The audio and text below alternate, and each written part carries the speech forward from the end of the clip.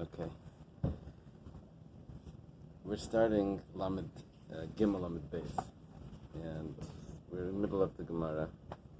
We're going to start exactly.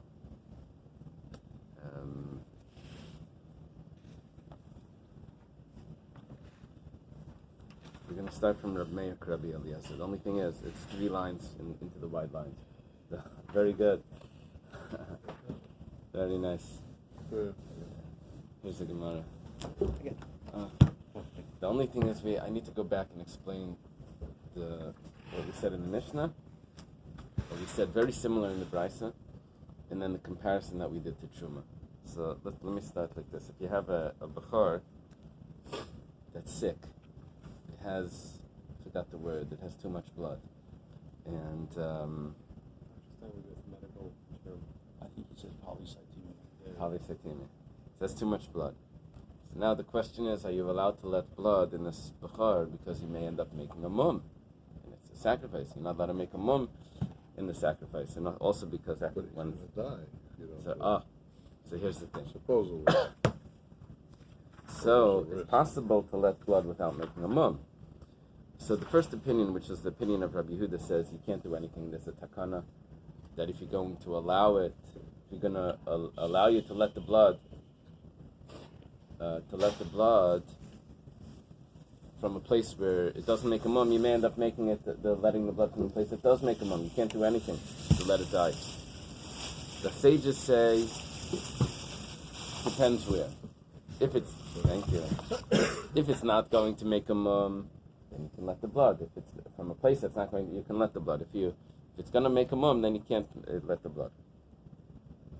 Reb Shimon said that it doesn't matter. You can always let the blood. Comes along the Brisa and adds in another opinion, and it changes Reb Shimon slightly. The Brisa says like this. First of all, the first opinion that says that it depends. The opinion of the Chachamim that said it depends where. Sometimes if it's not going to make a mum, then you can let the blood. If it will make a mum, you can't. That's Reb Meir. So the Chachamim of the Mishnah is Reb Meir. Okay, that's the first thing.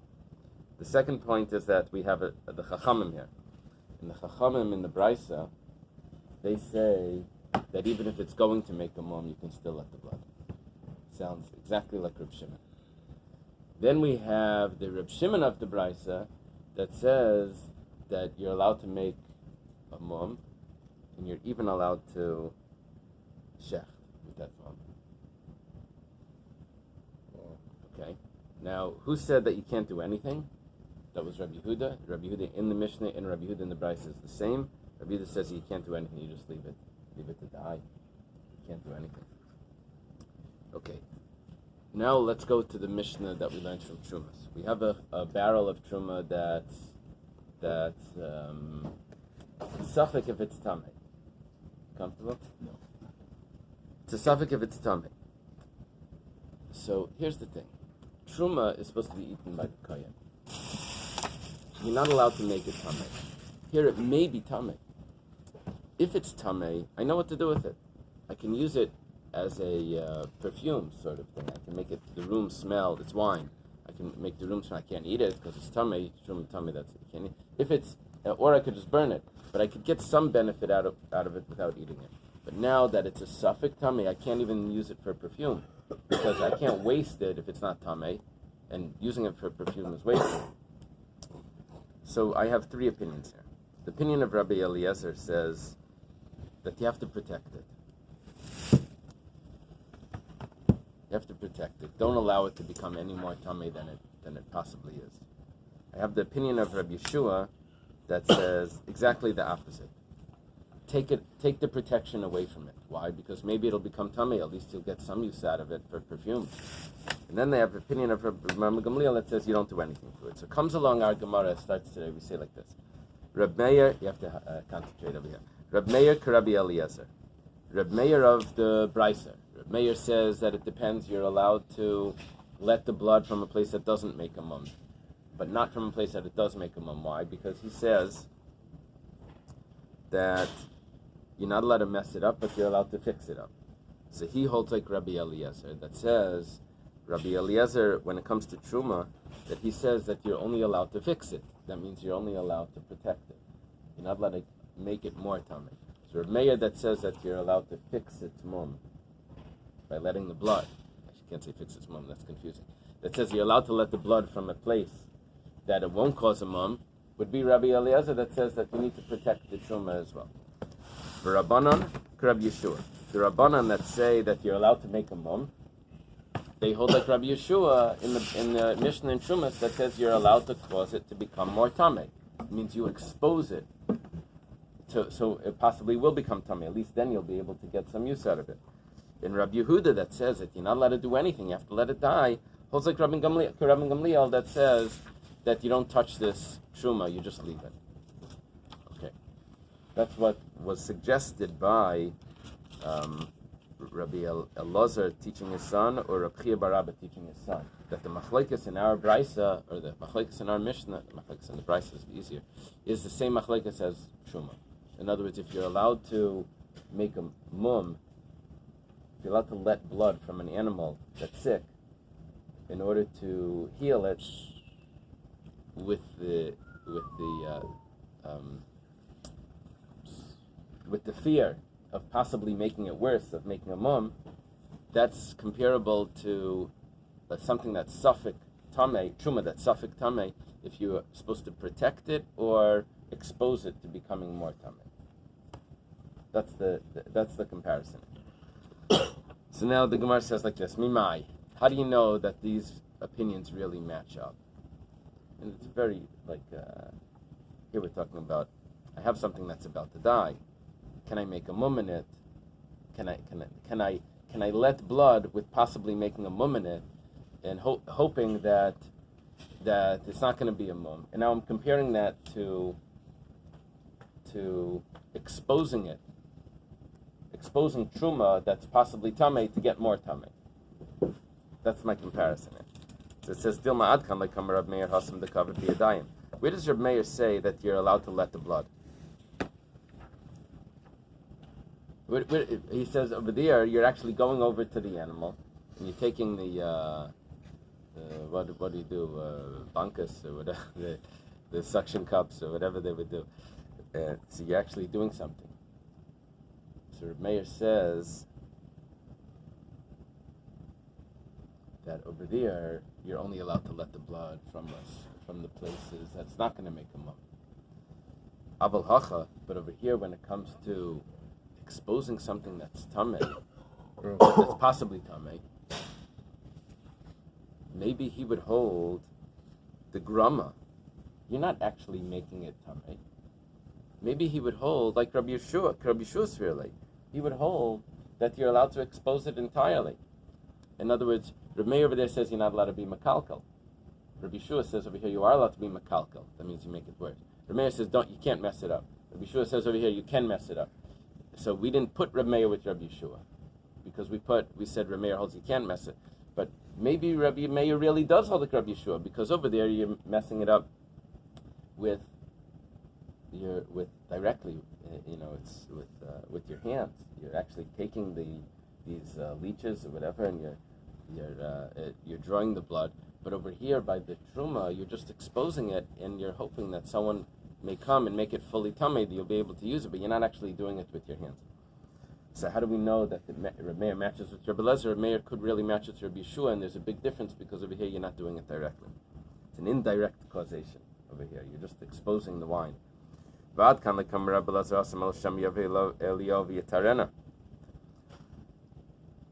Rabbi Elazar say that you protect it by the truma? It says we don't know if it's really tamei. Well, a Navi may come and tell us that it's actually not tamei. So that's why Rabbi Elazar says don't say it, don't do anything. Because wait, Eliyahu Navi is going to come and tell us. But over here, if you're going to leave it, it may die. Why? It doesn't say Eliyahu Navi is going to come and heal it. The same thing. That's when apparently when Eliyahu Navi comes, another questionable thing. the first thing he's going to do is tell us the halachas, right? Tell us something. But the death will be abolished automatically. That could be at a later stage. That could be, maybe that's the second stage. But over here, you follow? So, I thought you were going to ask, Eliyahu Navi is not supposed to Terele B'Shemayim if we can't figure it out in the Besdin, so how is Eliyahu Navi going to tell us?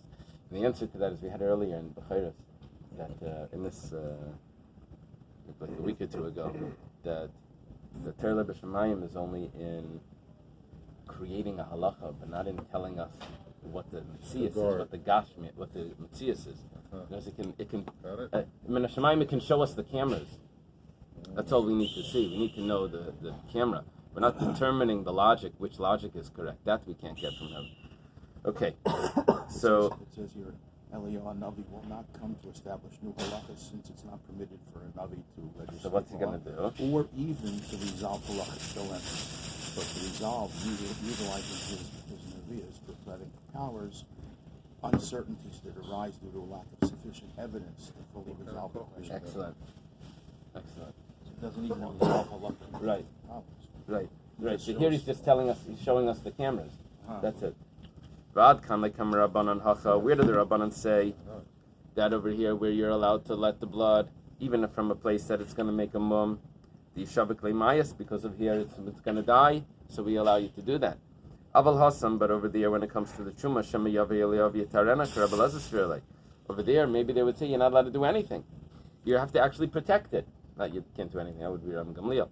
Over there they would say protect it because Eliyahu Navi is going to come and tell us that it's really Truma Tahira. Over here, Rabbi Yehuda says don't do anything because it's directly doing something. You're actually taking the leeches or taking the syringe and you're letting the blood. Aval Hassam, the grama. But over there, by the Truma, maybe you can expose it because it's only indirect. You're just leaving it outside. Rabbi Yeshua's feeling. Maybe it would hold like Rabbi Yeshua. It says that you're allowed to expose it. Where does Rabbi Gamliel say that you don't do anything? The Shema Yavi Elav Yatarena, maybe Eliyahu Navi will come and tell us that it's really pure, so don't touch it. Don't protect it. Don't do anything. Aval Hacha, the Shavik Lemayas Karabbanans really. But over here, Rabbi Gamliel may say that we should actually let the blood even from a place that it may make a mum, because or else it's going to die. Okay. That is a question on how can we match up the opinions in the Brisa with the opinions regarding Truma, when it's so different that each one could really hold like the other one because of all these differences. Another issue is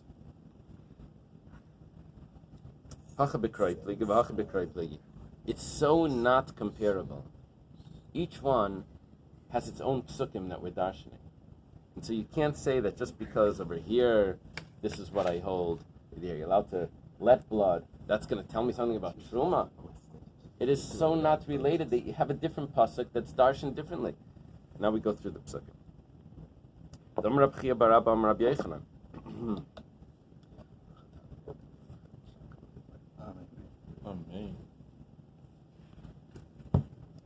Chia Barabba says in the name of Rabbi Yochanan, Hakol Maiden. Everyone agrees that Mechametz Acher Mechametz Shu Chayiv. This is very interesting. Ksiv Leisiaf Mechametz V'lei Seyasa, I think is it V'lei Seyasa? Or V'lei Sasa? V'lei Seyasa, okay. It says, when you mix water with flour, that dough is going to become chametz. You're not allowed to bake it either. It was chametz already. So it's coming to tell us the halacha that mechametz acher mechametz, even though it's already chametz, but when you add more to this chametz, you continue this process, you're chayiv again. Or if someone else did that, you'd be chayiv after this. So that we learn from this pasuk. The minchas had the same stringency as 18 minutes of the whole thing. Yeah. Crazy. Yeah. Another point. When it comes to castrating an animal, to neuter an animal, so if there's two steps to it, the first step is chayiv, and the one that comes again and continues it is also chayiv. What do you mean? The first step, do it or not? The first step Yeah, there, take the a look. second person didn't do anything. There must be like a vein or something that's cut, and then it could be And removed. then they tie it. And then so there could be two parts to this. So imal kairos chayev, if just cutting it is chayev, al noitik like kolshkin, for sure you chayev if you remove it entirely. This is just severed. This is just cut. If you remove it entirely, for sure you chayev. Why does it have to say an extra case of removing it? Yeah, you have to cut it before in order to remove it. You're chayev already from the cutting, but you weren't allowed to do this. It's coming to tell us that the one that cut it, yes, is chayev. The one that removes it is chayev again. He's also chayev. It's coming to tell us that's also a prohibition. Where is the machlekes? The machlekes is putting a blemish in a sacrifice that already has a blemish. You're not allowed to put a blemish in a sacrifice. But let's say it already had a blemish there. So now it's not fit to be brought anyway. Can you then add another mum in it? The Reb Meir Savar Kol Mum Layiyabay. Reb Meir holds, this is going back to our Brisa, where Reb Meir says, you see, you have to think about it like this. I have an animal here that's sick. It has what's it called? Polysaccharine. Exactly. So Thick blood. it has too much blood, or thick blood, so I have to let blood. So it has a mum. It has a mum because it could die like this. So it already has a mum. Am I allowed to put a mum in it to heal it? That's what I want to do. I want to put a mum in it to heal it.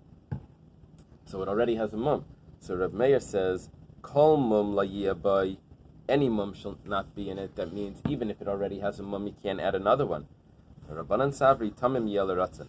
The rabbis say, no, an animal that would be able to be brought as a sacrifice, in that animal you can't put a mum into it. But this already has a mum, you should be allowed to. That's why over here the sages say you can put a mum. So in other words, you can't compare this to truma or anything. We have a pasuk. The pasuk says, Kol mum liyabay tamim yel ratzon. The Reb Meir stresses the first part of the pasuk. It says, Kol mum liyabay, you can't put any mum in there, even if it already had. The sages stress the other part, that tamim yel ratzon, that it's only the one that could have been brought. You can't put a mum in. But over here, you can't bring it anyway. You can put a mum in it. Is there a difference between a permanent and a temporary mum? A temporary mum isn't considered really a mum. So So a person's adding to that mum, he's really making it a mum. Yeah, that would be like an original one. Reb Meir, Hai Tamim Yel Ratzon Mayavidlei. Now we have a problem. I have this pasuk. You can't ignore like one part of the pasuk. It says Tamim Yel Ratzon. That means it should be for a sacrifice, for an appeasement to God. Now, Reb Meir's ignoring that. He's saying you can't put a mum in anything, even if it already has a mum. What does he do with that part of the pasuk that says that the mum would be prohibited in an animal that would have been an appeasement? It says Miboyle, he uses that pasuk. He needs it. Lamuti bal mum meikare. Okay, this is a tough sell because the Gemara rejects this. It says it's coming to tell us that if it was born with a mum, then you're allowed to put a mum into it. Talking about a sacrifice that needs to be consecrated, needs to be designated. If the animal had a mum before it ever started, so you can put a mum in. The Gemara says, 1 second. Bal mum meikarai. You're talking about a born with a mum. Pshita, that's so obvious. Dikla ba'almahu. It's a palm tree. Dikla maybe in a basket. Is it a basket or a palm tree? Palm tree. It's a palm tree. In other words, it's not an animal. It's not a sacrifice at all. It's, what are you telling me? I need a pasuk to tell me I'm allowed to put a... It was never consecrated because if kadam mumai lehekdesha, we learned it doesn't become really hekdesh. Rather, what is Reb Meir going to do with that pasuk? Lamute psulei hamakdashim lacha pidyonim. This is interesting. If I have an animal with a mum, sacrifice, it has a mum. Now what do? I go ahead and I redeem it. Now that I've redeemed it, I'm allowed to shecht it and eat it. However, it has certain limitations. I'm not allowed to shear the wool and work the animal in the field as if it's a regular mundane animal. It has certain sanctities. So comes along Reb Meir and he uses this pasuk, Sal Kedai Chamin. I could have thought, since this animal that's already redeemed, you're not allowed to share the wool. You're not allowed to work it in the field. You can't add another mum into it. It already has a mum. That's how you were able to redeem it. But you can't add another mum into it. Kamash Malan, that you're allowed to add another mum into it. It's already been redeemed. So Tamim Yaluratan, only if it's before it's redeemed would it be a problem. But after it's redeemed, when you're allowed to shecht it, you're also allowed to add a mum into it, even though you're not allowed to work it in it. So Reb Meir does have what to do with what to use this section of the pasuk for. Rabbanan nami haksiv kol mum lo yabai. The sages also they ignored a part of the pasuk. The pasuk says kol mum, any mum you can't put into it, which Reb Meir used to say that even if it has a mum, you can't add another one. It says kol, any, you can't even add an extra one. What did the rabbis do with that? They say you are allowed to add one. They say legrama hudasi. That's coming to tell us that you can't cause it either.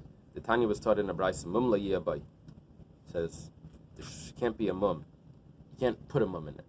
Eily shleyitim by mum. That only tells me that you can't put the mum in there. From where do we know that you can't take what's a devela? Fig cake. You can't take a fig cake, which is sweet, ubotzik, and a dough, and put it on the ear of the animal, so that the dog will come and eat it, and that way he'll end up missing a piece of his ear, and that will be a mum. How do you know that you're not allowed to if this is a cause, you didn't actually cut the piece of the ear off. You just sent the other animals to go and get it. So Talmud Leimer kol mum, echad mum, ve'echad kol mum. That's something that has to be edited there. It's supposed to say Amar mum v'amar kol mum. It says a mum and it says any mum. That's coming to tell me whether you're doing it on purpose or whether you're doing it directly or whether you're just causing it. That is prohibited. So the rabbis also use Reb Meir's part of the pasuk, kol mum, which Reb Meir says you can't add another mum. The rabbis use it to tell us that you can't cause it either. Now we go to Truma. We said that there was a machlekes by Truma. In other words, what we're doing here is we're saying that we wanted to compare the way you need to protect an animal that has a mum, compare that to the way you need to protect something that's doubtfully, Truma that's doubtfully tummy, it's in doubt. You need to protect them both, or can you make them, this one, put a mum in this one and make this one tummy? That was our comparison. We're saying that you can't compare it because they're so different on different levels, but also because the sources are different. This one has a separate set of psukim that they're arguing about, and this one has a separate set of psukim. Now we're going to the psukim that are by Truma. If you're allowed to make it tummy, or if you need to protect it. Over here, there's also psukim that they're arguing about. Amar Rav Yehuda Amar Shmuel. Rav Yehuda says in the name of Shmuel, V'chein Amar Rish Lakish, V'chein Amar Rav Nachman Amar Rabba bar Avua. So, we didn't have the sages before. We were just using the Tanoim, but now we did have Rav Chia bar Abba Amar Rabbi Yochanan. So here we have Rav Yehuda Amar Shmuel is over here. Rav Yehuda says the name of Shmuel.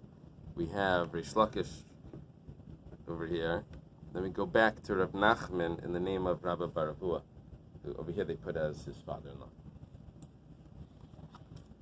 So this was said by all of these sages. They say, "Vanihin in esatilchas mishmeres trumaisai," and I have given you the guarding of my truma.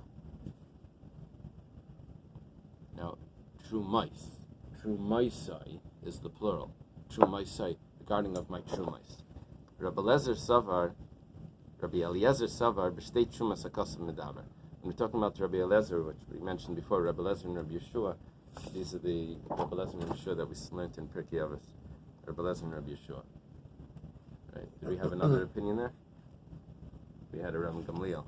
Rabbi Eliezer, Rabbi Yeshua, and Rabbi Gamliel. It all matches in the same line. So, Rabbi Eliezer says, "B'shtei trumas kasim medaber achas truma tahira v'achas truma teluya." V'amrachman avad l'shimar.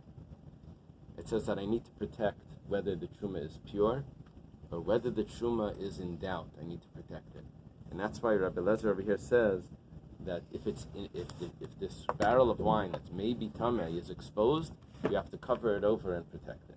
It says so in the pasuk. This is my truma that's you need to protect. Mishmeres truma, the guarding of my trumais. Two, whether it's tahar or whether it's in doubt, you need to protect it. It doesn't say tameh because tameh it's already tameh. Okay, Rabbi Yeshua trumasi ksiv. Rabbi Yeshua says it says trumasi. Now why don't we just open the Chumash and look? The answer is that in the Hebrew text you only have consonants. You don't have the vowels. The question is, when it comes to the drushes, which one do you look at? Do you darshan the consonants, or do you expound on the vowels that are not actually written there? So Rabbi Eliezer would be looking at the vowels, and that's the way it's read. Yeshaim lemikra, that's what it's called. That we follow the reading of it, which includes the vowel. Rabbi Yeshua would hold Yeshaim lemasiris, that we follow the Masorah, the Masoratic text of which are just the consonants. So okay. The Gemara now asks, L'meimer de Rabbi Eliezer Sava Yeshem Lemikra? You're trying to tell me that Rabbi Eliezer holds that you follow the way that you read it? This is going to cause a problem because we have other sources that Rabbi Eliezer looks at the consonants, not at the vowels, when it comes to darshaning. It goes like this. We quote a Gemara in Kedushin or a Bais or a Mini. Gemara says, "Bebig deibar." Now over there's a machlekes discussion. If there's a young girl that's sold as a maidservant, if after 6 years she goes free, or if she's still under 12, if she can be sold again, her father can sell her again. And then it says, let's say she gets married, can she be sold after she's married? And there's a discussion. She gets married, and then there's yiyud. Does she go back to the father that the father can sell her again? Right? That was in other words, does he have one chance there to sell her, and when she goes out, she's already done whatever the father is allowed to make the money off her, or no, she's still underage, and he can sell her again. So the pasuk says that the vigdaiba. Do you have the whole pasuk there? He shall have no power to sell it to a foreign people, seeing that he has dealt deceitfully with her. Bevigdaiba. Okay. Now, bevigdaiba has two ways of learning. Bevigdaiba could mean like deceitful. Like what is bogade? How do you translate? Deceitful? Really? When we were over there shouting in Manhattan, Rabin Bogey, what does that mean? Is a traitor. But here, that's what it means. Like the father was a traitor. The father was mistreated his daughter. Gave him the approval to do it. So what that means is that he doesn't have the rights again to do it after he's already done this. He doesn't go back. Once he's gotten rid of her like that and sold her out, he can't go take her back now that the time's up and do it again. I don't know why you would call him a traitor if it's sanctioned by the Torah.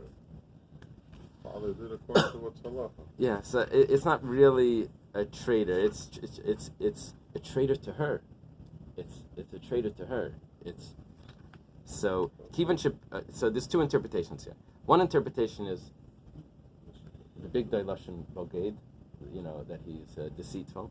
Another interpretation is a beged, which means a garment.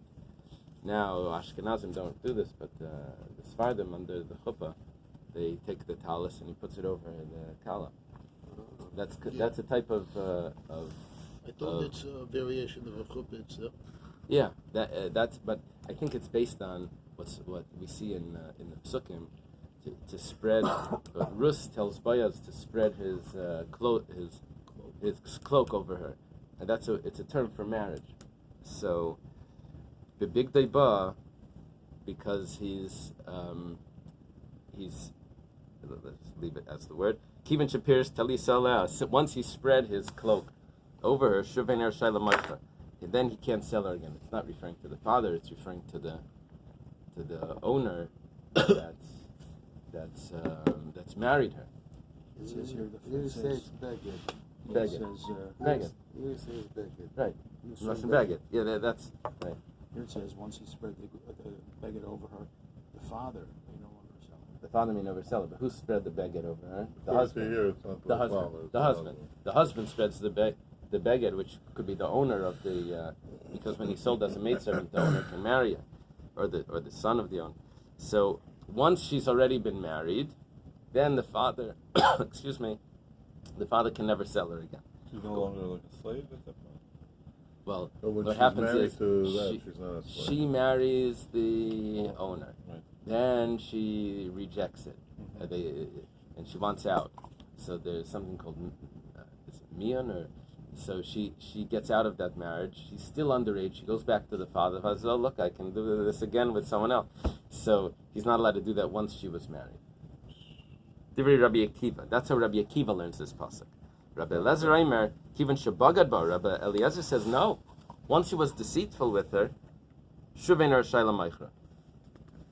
Then he can't sell her again. So that means once she's sold once, she can't be sold. One says Beged, and One says Bagad, right? Now, the question is, what does it actually say in the text? Is there? So the Gemara understands it over there that Rabbi Eliezer holds that in the reading of it,